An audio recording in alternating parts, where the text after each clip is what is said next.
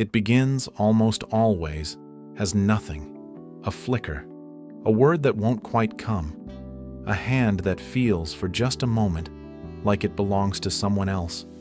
And then it passes and life goes on, because that is what the brain does best. It covers for itself. It compensates. It whispers that everything is fine even when, somewhere deep inside the skull, a clock has already started ticking. This is the story of that 24 hours before. Not the dramatic collapse you have seen in movies, not the sudden clutching of a chest or the slow-motion fall to the floor, but the quiet, almost forgettable hours that come before it. The hours when a stroke is already writing its first draft, and the body, if you know how to listen, is trying to hand you the manuscript. Somewhere in the world, every 2 seconds, someone has a stroke. It is one of the leading causes of death and long-term disability on the planet, and yet most people could not tell you what one looks like before it happens, because we have been trained by film and television to expect stroke as an event rather than a process. We expect it to announce itself with violence. In reality, for a significant number of people, the brain sends warnings days, sometimes only hours, before the main event. Small electrical storms it cannot fully contain, brief interruptions in blood flow that resolve on their own and disappear so completely that the person experiencing them convinces themselves it was nothing. Doctors have a name for this kind of preview: a transient ischemic attack, often shortened to TIA, and sometimes called, with a chilling kind of honesty, a mini-stroke.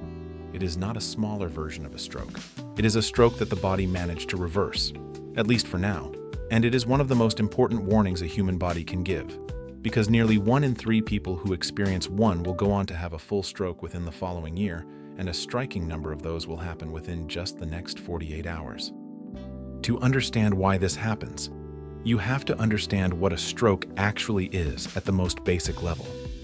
The brain, despite weighing only about 3 pounds, consumes roughly 20% of the body's oxygen and blood supply, an extraordinary appetite for an organ that size.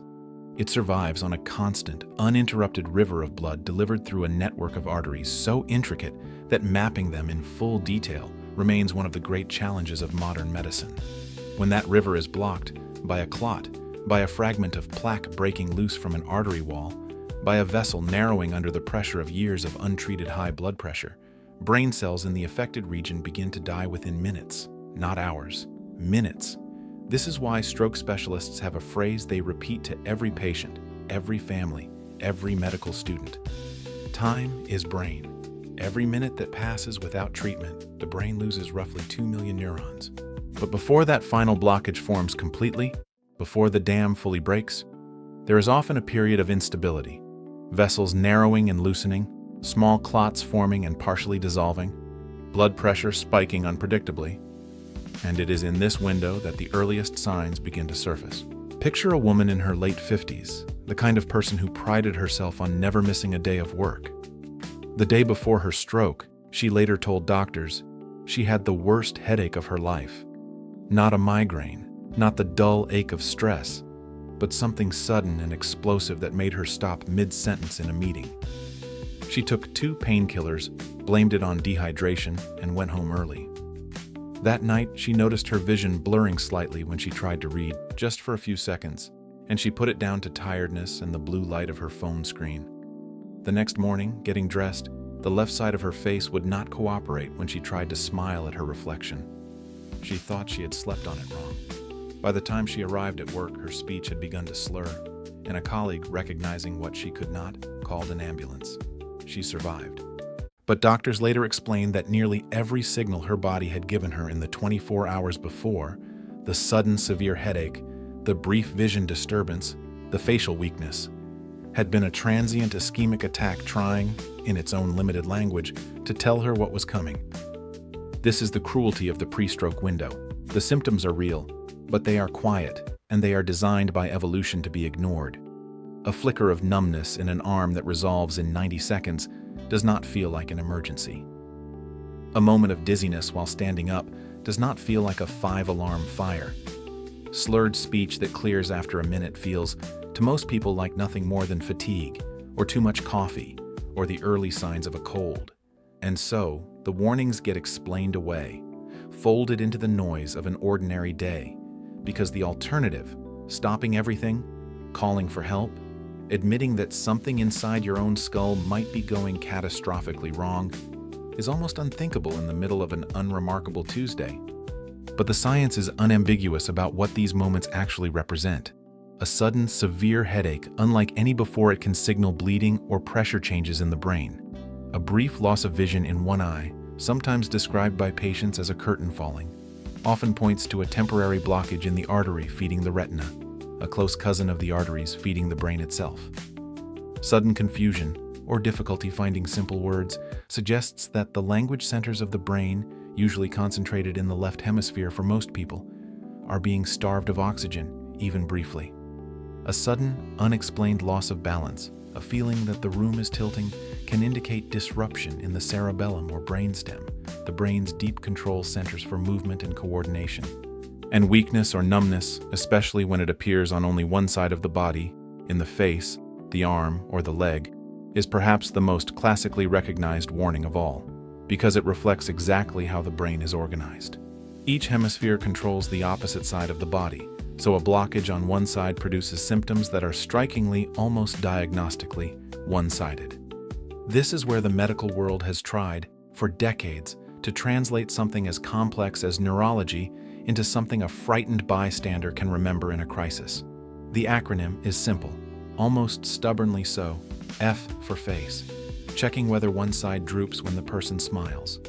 A for arms, checking whether one arm drifts downward when both are raised. S for speech, listening for slurring or strange word choices. And T for time, the single most important letter of all. Because it is a reminder that none of this matters if you do not act on it immediately. Stroke treatment is a race against a closing window. Clot-dissolving medication, when given within the first few hours, can in some cases reverse damage almost entirely. Wait too long and same medication becomes useless or even dangerous. This is why emergency physicians will tell you without hesitation that the worst mistake a person can make is to wait and see if the symptoms pass. They often do pass. That is exactly what makes them so dangerous. There is a particular irony buried in the biology of all this. The brain, the very organ under threat, is often the last to recognize that something is wrong. Damage to certain regions, particularly on the right side, can produce a strange phenomenon called anosognosia, in which a person genuinely does not perceive that anything is impaired, even while a paramedic can see weakness on one entire side of their body. This is why the people who notice a stroke unfolding are so often not the patients themselves, but the people around them. A spouse who senses something is often a partner's voice during a phone call. A co-worker who notices a colleague's smile suddenly look uneven. A stranger on a train who sees someone struggling to lift a coffee cup with one hand. Recognizing a stroke, in other words, is rarely a solo act. It is a community act, built on people knowing the signs well enough to trust their instincts even when the person in front of them is insisting they are fine. Underneath all of these visible signs lies a quieter set of risk factors, building for years before that final 24-hour countdown ever begins. High blood pressure remains the single greatest controllable risk factor for stroke, silently thickening and damaging artery walls long before any symptom appears. Atrial fibrillation, an irregular heartbeat affecting millions of people worldwide, allows blood to pool and clot inside the heart's chambers, clots that can later travel directly to the brain. Diabetes, high cholesterol, smoking, obesity, and chronic stress all contribute to an environment inside the blood vessels that makes catastrophic blockage more and more likely over time. None of these conditions guarantee a stroke will happen, but together they load the dice, turning an ordinary day into one where the brain's warning signals are no longer a distant possibility, but a present and active risk. What makes this story ultimately one of hope rather than fear is this: stroke, more than almost any other major medical emergency, rewards awareness with survival. Unlike a heart attack that can strike with no warning at all, stroke very often gives a preview, a rehearsal, a flicker of what is to come, if only someone is paying attention. The woman in that meeting, the man who feels his arm go strangely heavy lifting a grocery bag, the grandmother who suddenly cannot finish a sentence at dinner, these are not random, meaningless moments. They are messages written in the oldest language the body has, urging the people who receive them to act not tomorrow, not after the headache fades, but right now, in the only window that medicine has to actually change the outcome. Because somewhere between that first ignored symptom and the moment it becomes irreversible lies a single decision: to notice, to take it seriously, to call for help instead of waiting it out. And it is that decision, made in an instant, that so often determines whether someone's story ends in recovery or doesn't end the way it should have at all.